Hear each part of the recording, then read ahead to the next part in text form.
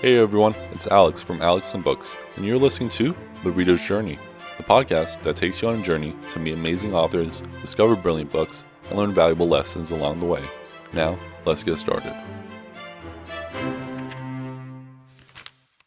Hello everyone, my guest today is Allen Gannett, the author of The Creative Curve, How to Develop the Right Idea at the Right Time. Allen, thank you for joining us today. Thanks for having me, man. So Allen, I've read your book and I've been following you for about a year now, but for listeners who are just discovering you for the first time, could you tell us a little bit about yourself? Yeah, so my background has been at this sort of intersection of art and science for a while now. So about 8 years ago, I started a company that helped big brands find the patterns in their marketing data. So what were the stories? What were the things that were resonating with consumers? And I got really fascinated by this idea that like a lot of things we think of as very organic, whether it's marketing, for example, or storytelling, actually have a lot of rhyme and reason to them.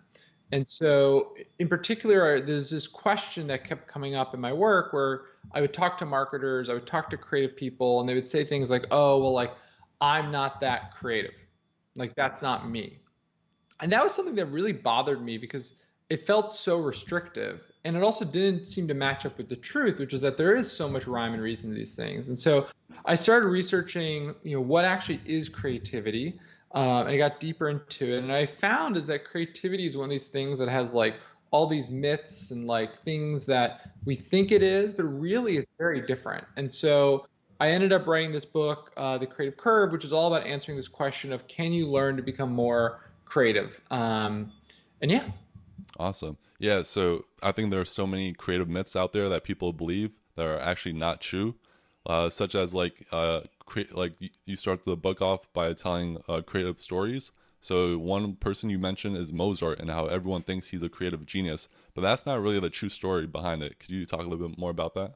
Yeah, so when it comes to creativity, we have a few different myths that really sort of come up over and over again. One of them is that this idea of sort of natural born talent, of that there's these sort of creative demigods that like are born with these skills, and like Mozart's the best example of this, where like if you ever watched the movie Amadeus, like it literally starts with Mozart is blindfolded playing the piano for the Pope at the age of 3. Like that's the opening scene. And the thing is that in reality, when you look at the stories of creative achievement, what you really tend to find is a lot of hard work.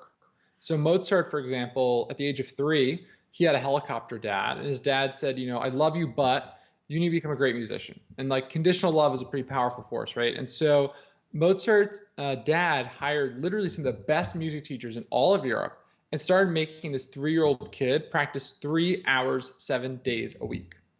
So like that's insane, right? That's not natural born talent. Like that's like insanity. So like the first concerto he wrote that was truly original. There were some when he was younger that were really sort of transposing other composers' work. It was when he was about 16 or 17. And the thing is, like you might say, okay, that's pretty impressive to write a concerto at 17, except two things. One, it's like not very good. It's on Spotify. Two, that's after 14 years of practicing 3 hours, 7 days a week with the best music teachers in all of Europe under the conditional love of a helicopter dad. So like that's not natural born talent. That's actually far from it. And so you see those types of things over and over again where we have this image of the Steve Jobs or the Mozart or the JK Rowling as these like, completely organic, sort of touched by the divine creative genius. And in reality, as you dive deeper, you find over and over again that there's actually a lot of patterns to what they did to develop their creativity.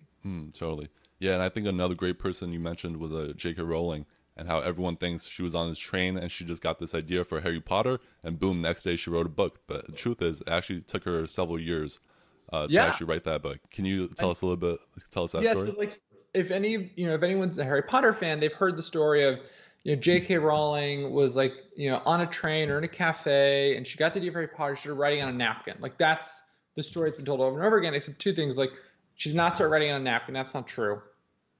Actually, what happened was she was on a train, and she started getting these ideas for characters, and she started thinking about them on this train ride, and she got very excited about it, writing the book, just fanciful. And then it took her literally years to write the first Harry Potter book. And so like we have these notions, these sort of glamorized bite-sized notions of creative genius. But in reality, there's a lot more complex things going on. One of them being hard work, but another one being things like community. Like I think with JK Rowling, for example, one of the things that's important to think about with her is that she had a sister who helped her sort of land on her feet. At times, she was on government assistance. So like, there's all these things around her supporting her, allowing her to do that. It wasn't just her on her own thinking of this thing in isolation and then boom, Harry Potter franchise. Like, there's a lot more intricacies at work, but that's like less of a sexy story from a PR perspective. Yeah, totally. No one wants to hear like I've worked 10 years to write this book, and that's the secret. Everyone just wants the lightning Yeah, in the bottle. yeah, totally, totally. And this is, I mean, there's even more. I mean, Mozart really frustrates me because there's all these notions of Mozart that primarily sort of became popularized in the movie Amadeus. One of them is this idea that he never wrote second drafts, which is like crazy because A, we have second drafts from Mozart, like we have his edited manuscripts and stuff. And then two is that notion literally came from sort of like a 19th century version of fake news. So there was a magazine publisher in the early 1800s who was a big Mozart fan.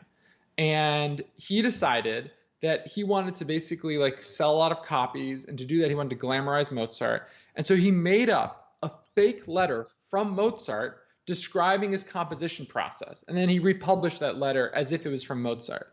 So like this stuff is like literally concocted, but we've like internalized it and made it affect us. And like we stop ourselves from trying because we hear these stories. And that is mind boggling. Totally. Yeah. And so I'd really like to dive into more of these creative myths. One of them is that people believe only people with like extremely high IQs can be creative. And that's not Yeah. true now, is it? Yeah, and so one of the things that's interesting is that in Western culture, we sort of intertwine creativity with individual genius. Like those are two things that go hand in hand. We even talk about creatives as like creative geniuses, right?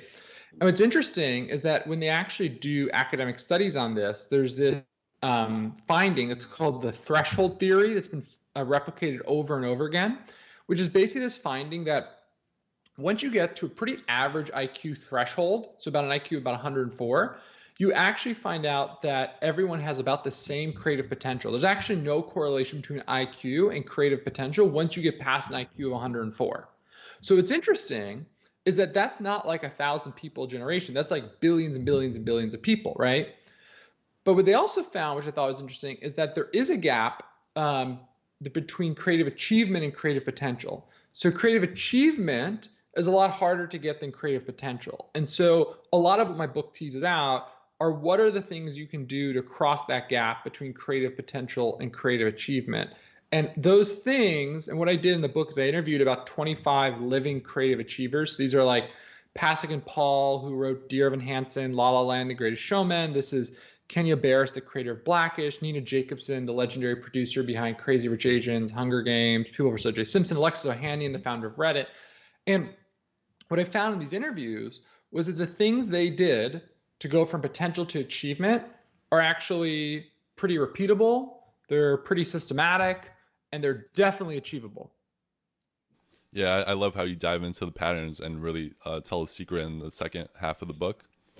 But people also have this idea that once you're an adult, you can't learn new things, and that the brain stops growing. But you also tackle that, and that's also Yeah. another myth. Yeah, so what I wanted to do in the book is basically the first half of the book is sort of dedicated to sort of like myth busting. And the second half of the book is dedicated to like how to. And with the myth busting, what I thought was interesting is that a lot of these myths sort of come from a form of negative self-talk, right? So like I'm too old to learn that, or I'm too old to be creative. And like that's like what's wild about that is there's like a fundamental misunderstanding of how our brain works. And so like we all sort of know that if I started going to the gym 2 hours a day and I ate a lot of protein, I would gain muscle. Like we all sort of buy into that notion. But for some reason, when it comes to our brain, we have this idea that it's this like static thing. And like that is like wildly inaccurate. So neuroplasticity is this idea that our brain adapts. And it comes because we have this process that's always going on called neurogenesis. So neurogenesis is the idea that every day your brain is generating thousands, thousands, thousands of new brain cells. And these brain cells, what they do is they literally go to the parts of your brain that are most active. So what they find is that if you are constantly using a certain set of skills, over time, your brain actually adapts to get better at those skills. And so, like the example I give in the book is this famous study that was done pre-Uber, pre-GPS of taxi cab drivers. And what they did is they looked at the brains of taxi cab drivers and of bus drivers. And so, what's the difference between taxi cab drivers and bus drivers? Taxi cab drivers constantly have to navigate new routes, right? They're constantly have to figure things out. Bus drivers drive the same route every day. What they found was that the brains of the bus drivers didn't change the more they drove the bus. But they found with taxi drivers is the longer they were a taxi driver, the bigger their part of their brain that was tied to navigational skills, as part of the hippocampus, the bigger that part of their brain became. So their brain was literally adapting to that external task. And so oftentimes we have this attribution error where we look at someone like Mozart at the age of 17 and says, wow, he has all this talent, but it's really his brain has been adapting for 14 years. Like that's like a long time. And so I really sort of challenged this. And this is one of the things I was surprised by when researching the book was how much how emphatic academics were about this idea that talent could be learned. Like they were very consistent about that. Yeah, and that's a wonderful thing to learn. That really, once you're above a certain IQ threshold, you have that creative potential, and then really it just comes down to you learning and putting your brain to work. So that's wonderful. And what you mentioned about the taxi drivers and the bus drivers, I think that touches on the 10,000 hour rule and how if you do like this this great quote in the book that a lot of people drive, but we're not all NASCAR drivers. And I wonder if you could just talk a little bit more Yeah. about the 10,000 hour rule and like what's true and what's not. Yeah. So, any author who writes in sort of the genre I write in is sort of like secretly very envious slash agitated by Malcolm Gladwell. Like that's the combination of feelings. Envious because he's so successful, but agitated because he sort of butchers a lot of the science. And he wrote this book Outliers that was very popular that popularized this notion of the 10,000 hour rule, which is probably one of the most well-known sort of like business maxims out there. It's this idea that if you do anything for 10,000 hours, you become world class. And this is based on research by a pretty famous academic named K. Anders Ericsson, who I interviewed. What's amazing is that like Malcolm Gladwell just butchered this study, like butchered the science. Ericsson actually gave me a quote, which I put in the book, which is that quote, Gladwell said our paper, period, unquote. And so basically what he gets wrong is he says, do something for 10,000 hours, you become world class, which to your point is like, I give this example of like, well, if that was true, like we'd all be race car drivers because we drive all the time, right? So like, obviously there's not some magical thing. And so what Ericsson's research actually said was two things. It's actually not about practice. Practice is something very different. What it's about is something called deliberate practice. And practice and deliberate practice are actually two different concepts. And Malcolm Gladwell never uses the word deliberate practice in his book. Deliberate practice is instead of just doing something, it's taking a large task and breaking it down into small foundational bits. So think about like the difference between just like painting and practicing like your brush stroke. Like those are good examples of one's practice, one's deliberate practice. And what you find is that it's actually not, practice is not correlated to success, to achievement, to creative talent development. What is correlated is deliberate practice, which is very, very different.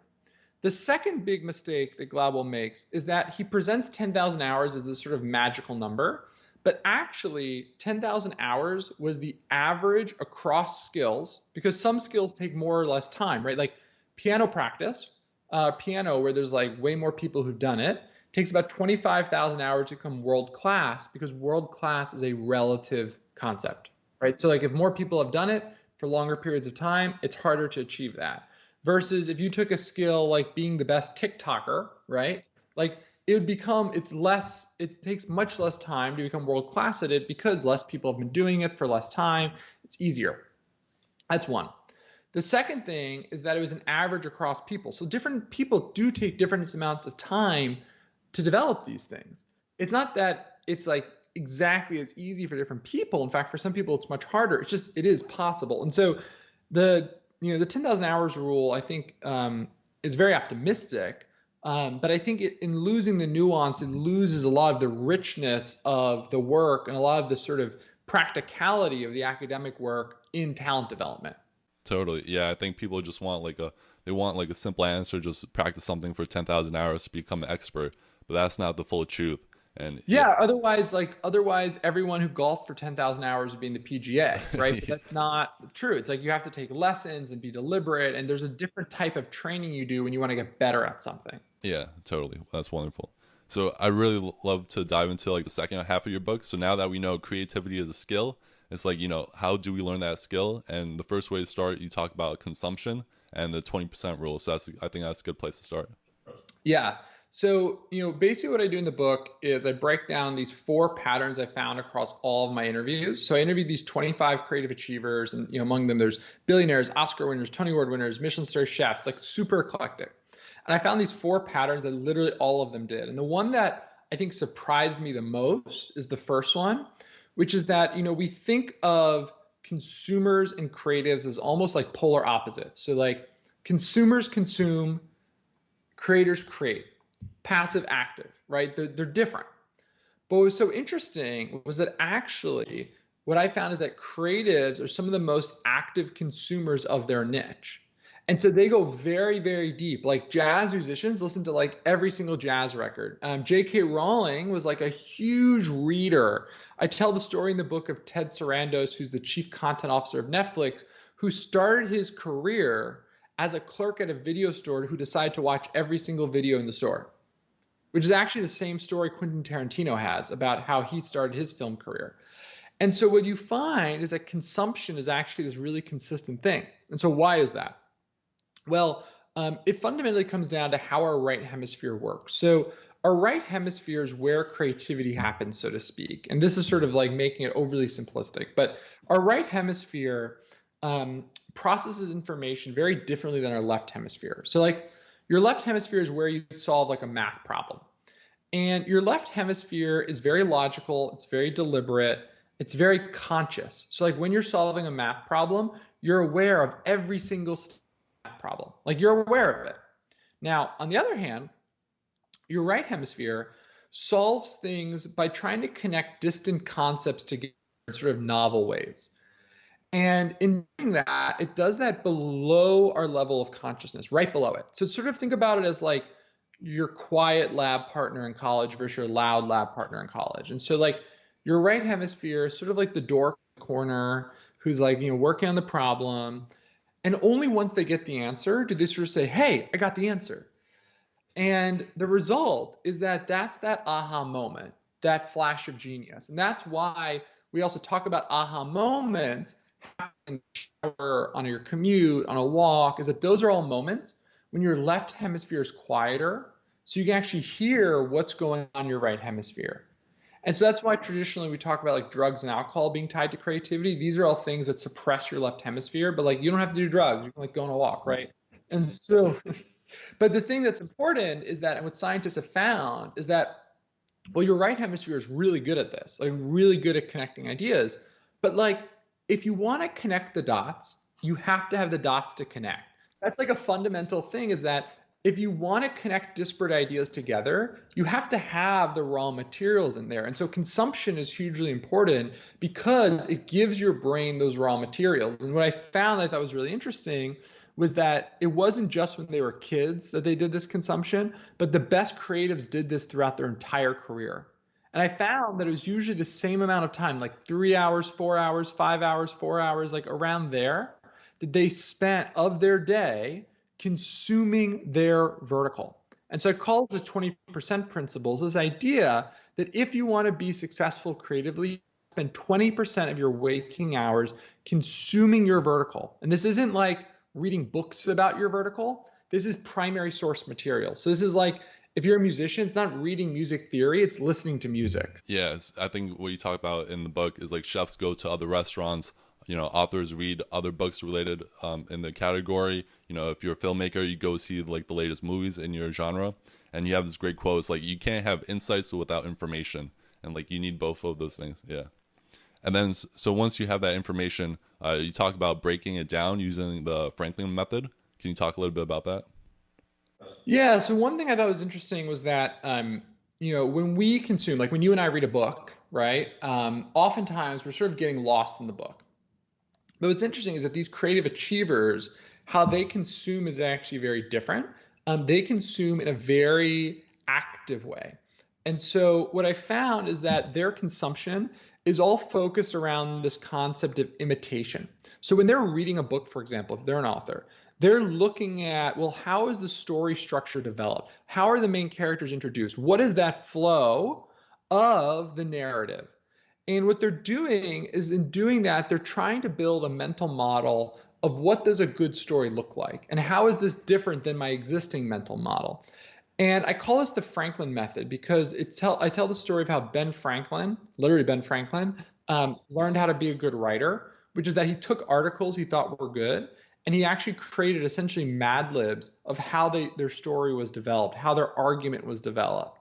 And he used that to tell this, to learn the structure of good argument, to learn the structure of good writing. And the reason why this is so important is that we have a misunderstanding when it comes to creativity. We tend to think creativity is about novelty. It's about newness, about radical novelty. And a lot of our sort of like fascination with creativity comes from we think of these people as doing like Steve Jobs as being like radically innovative. Like not true at all. Steve Jobs, for example, like, we look at him about radical newness, but if you think about it, like think about the iPad, for example. iPad, huge success in tablet computing. But what's interesting is that Apple actually tried to get into tablet computing in the early 90s with the Apple Newton. And at the time, it failed. And why did it fail? Well, it was actually too new. And so what you find when it comes to creative success is that there's a huge part of creative success that comes down to timing. And when you see is that actually the ideas that tend to work are the ideas that have one foot in the familiar and one foot in the novel. We actually, as consumers, tend to like much more incremental change than I think we realize. So like the iPad, for example, was literally an iPhone without a phone, right? And like the iPhone was an iPod with a phone. And the iPod was a better MP3 player. Like that is not the story of radical innovation, right? That is actually the story of incremental innovation done very, very well. And so what you find is that there's all this interesting research around across music, art, food, all these different things. There's this U-shaped pattern that develops. It's an upside down U, where when ideas, if you map out how familiar an idea is on the x-axis and how much people like it on the y-axis, what you find is this upside down U, kind of like a turtle, where when stuff is really unfamiliar, it's really new, we don't like it. And when things are very familiar, we also don't like it. In the middle, in the sweet spot, when ideas are somewhat familiar and somewhat novel, those are the ideas that take hold. And so when we talk about creative genius, what we're really talking about is some people have this ability to consistently create ideas that are in that sweet spot of the familiar and the novel. And that curve, that upside down turtle, whatever you want to call it, is what I call the creative curve. It has an academic term to it, which is the inverted U-shaped relationship between familiarity and preference. Clearly a bad book title, so rebrand it. But the thing that's important then is the reason why the Franklin method and the reason why essentially imitation is so important to creativity is that if creativity is about the blend of the old and the new, of the familiar and the novel, well then imitation allows you to nail the familiar aspect, right? That aspect of creativity, which is about referencing the old. And so that's why the Franklin method is so effective, is that your job as a songwriter is not to completely reimagine how a pop song is written. It's to add your own novel twist that already works. And so that is a fundamental misunderstanding that a lot of people have when it comes to creativity, in large part because of how sort of PR, marketing, Hollywood has told us creativity works. Totally. Yeah, I think a lot of people believe that, hey, if I want to come up with this great idea, it has to be radically new, like something people never heard of. And if it's something people never heard of, no one's gonna, use it or hear of it. And Exactly. It's like no one wants to watch a 9-hour movie with no protagonist, right? Like like, we actually don't like radical novelty as much as we think. Mm, totally. And I think the next step you talk about is the creative community and how there aren't really that many individual artists, which is another kind of like myth. Like people who are creative and successful, they have like a community of creatives around them. Could you talk a little bit more about that? Yeah, so like this is one that I think for a lot of people creates a lot of obstacles in their mind to creativity because they look at someone like Steve Jobs and like, wow, he's like this like solo genius. But like that's like so funny to me because like Steve Jobs is a great example of the opposite. Like literally day one, he had Steve Wozniak because he wasn't technical enough. They had raised money from venture capitalists early on. They had multiple employees early on. Towards the end of it, he leaned very heavily on Johnny Ive for a lot of the design thinking behind Apple products. And so, like, is not the example of a lone genius at all. He's an example of good marketing when it comes to genius, right? And so, what you find is that successful creatives tend to have a creative community around them. And these are people who fulfill different roles. They're people who lend reputation to them. They're people who teach them. They're people who provide friendly competition, people who collaborate. And what's interesting is there's two things around that I think are really important. One is that these creatives have really good self-awareness. So they're aware of what skills they need from their creative community and they go out and seek it. But self-awareness can be learned, so that's a good thing. The second thing is that this also is why creative fields tend to be geographically concentrated. Like if you want to be in art, like you kind of have to be in like New York, London, Paris, Milan, right? If you want to be in, entertainment, you kind of have to be in LA or New York. The reason why these fields are so geographically concentrated is because the creative communities are so important and they're so essential to becoming successful in those fields. And so, I think it's interesting during the COVID era is I think what we're seeing is that a lot of creative fields are slowing down because you're lacking that interpersonal ability to like go to a new art show, for example. Like seeing an art show on Zoom is not the same thing. And so there's something really important sociologists call it clustering of the geographical concentration of a creative field. And that's something that right now, unfortunately, is missing because of COVID. Totally, yeah. Like what you talk about clustering, like New York is where finances and advertising, Washington D.C. is politics, Silicon Valley is where all the tech is, and there's a reason people are there. And it's a self-reinforcing cycle because people move there, and then so as a result, the network becomes stronger, so more people move there. And so I'm actually more bearish on remote work when it comes to most creative fields. I think there's fields where it obviously makes sense. Like I think about like if you're a sort of an engineer at a big tech company and you're able to check out and check in code, like sure, be wherever. But if you're in a creative field, like if you're in television, for example, and you're a screenwriter, like you're going to be in LA. And that's just the reality of it. And so I tend to think that when it comes to remote work, you're going to see work that is highly defined or highly commoditized. That I think will shift to remote. But any work that's creative, where people have to think long term about their creative careers, I'm very skeptical of the sort of remote work long term trend. Yeah, I totally agree with you there. And so the last law you talk about is iterations. So like some people think like, hey, I'm just going to create this work and put it out there and it's going to be great. But you actually need that customer feedback so that you could improve it. Could you talk a little bit more about that?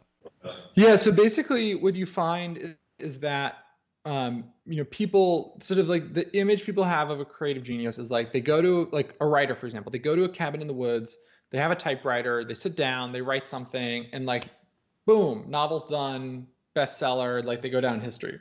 The reality is that when you look at the stories of creative achievers, literally almost to a person, there are some exceptions, but almost to a person, they're like rabid about getting feedback.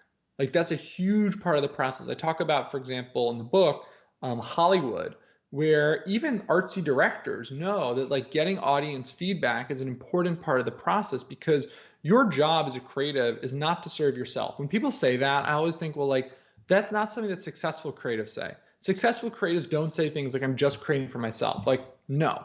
Creativity is a contract between the audience and the creator. There is something there. There is a relationship there. And so as a result, the most successful creatives tend to involve their audience in their process through feedback, through testing, through surveys, through focus groups, whatever it is, because ultimately their job is to refine their idea to be at that right point of that blend, the familiar and the novel. And inherently, it's really important if you're trying to be a creative achiever to really work on getting that balance right. And it's no surprise that that takes work. And so, I mean, you see this across even comedians, right? Like comedians, before they do a TV special, they'll have been working on their jokes for like a year, trying to just get it perfectly right. You see this with movies, as I mentioned. You see this with consumer goods, with focus groups. I mean, like this is an essential underpinning to how creativity works. And startups think about like the lean startup methodology. And so the idea that creatives shouldn't have iterations is just, I think, sort of blasphemous. Totally, yeah. Like just from my personal experience, I'll write like some of my ideas on Twitter or like on my blog, so that way I get feedback from people, and that really helps make my work better. So that's a great strategy for people to use. 100%. Yeah. So my closing question to all my guests. So you're an author, and I'm sure you read a lot of books as well. So what are 1 or 2 books that had a huge impact on you, and how did those books change your life? So I think on the more like general sort of business stuff, I ran a startup for a long time. I think The Hard Thing About Hard Things by Ben Horowitz is just like it is becoming, and it will be like a classic sort of management book. It's very practical. It sort of delves into problems that I think are just much more realistic to how the world works. And then the other book, I actually have it right here because I've been moving. This book is very nerdy. So this book is not like a general read. This is actually a textbook that's all about business strategy that I think is just really wonderful. Not necessarily because of the prose, but it's called The Delta Model, Reinventing Your Business Strategy. And it's a MIT Sloan book. Like MBA at MIT, you have to read this book. It's by a bunch of MIT professors. And it's basically talking about the ways in which businesses become defensible. And it's probably the most accurate and detailed description and practical description of how to do it that I've ever read. So it's very dense. So that's more of a dense read. So I'd say on the more fun side, Hard Thing About Hard Things. On the dense side, Delta Model. Okay, awesome. Thank you for those recommendations. And I know you mentioned before we started recording that you're writing your next book. Can you give us a little hint of what it's going to be about? I'll tell you that it's like going to be more, I'd say, like from a genre perspective. If the first book was sort of like business, marketing, self-help, creativity, this is more like pure self-help. So I'm making a little bit of a slight right turn, and it's more of a sort of pure play psychology book. So I'm excited about it. It's like a fun new challenge. So awesome. I mean, I definitely look forward to reading it. I love your book, The Creative Curve. So thanks, man. I'm sure a lot of listeners are interested in getting your book, and I have a link to the show notes before. But if people want to learn more about you or follow you on social media, where's the best place for people to go? It's Allen, ALLEN.XYZ, and there's links to the book, social, newsletter, all sorts of good stuff. Awesome. Well, Allen, I just want to thank you for coming on the Reader's Journey today to talk about your book, The Creative Curve. It's been wonderful having you, and thank you for coming on the show. Thanks for having me. Thank you.